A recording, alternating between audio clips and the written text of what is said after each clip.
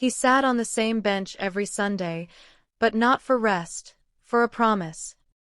No one noticed him at first. Just an ordinary man on an old wooden bench by the lake. Always alone. Always waiting. Same time, same posture, same soft eyes, searching. I noticed because I passed by every Sunday. And I wondered, who was he waiting for? One day, curiosity got the better of me. I sat on the bench beside him, not close enough to disturb, but close enough to share the silence. Minutes passed. Then he said, "She's late today, but I don't mind. She always comes." I smiled politely. He didn't look at me. "Who's late?" I asked gently. He replied, "My fiancé." This was our bench, our place. "I still come, just in case she does too." His words felt like a stone dropped into a still pond, echoing long after the ripples faded. We talked. I learned her name was Lila. They met in college, both studying literature, both obsessed with coffee and stars. He proposed on this bench. She said yes right here. Then life happened. Family drama, job transfers, fear. And one day, she left. She wrote a letter saying she needed time.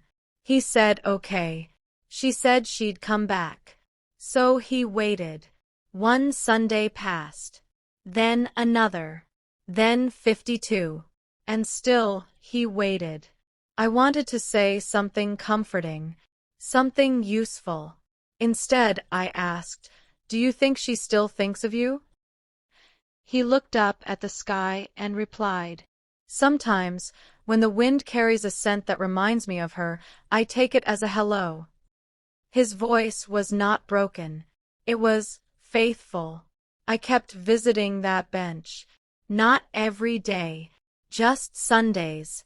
We never exchanged numbers, only stories.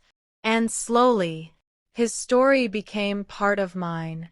He didn't speak about anger or regret, only hope. And when he smiled while speaking of her, it wasn't pain.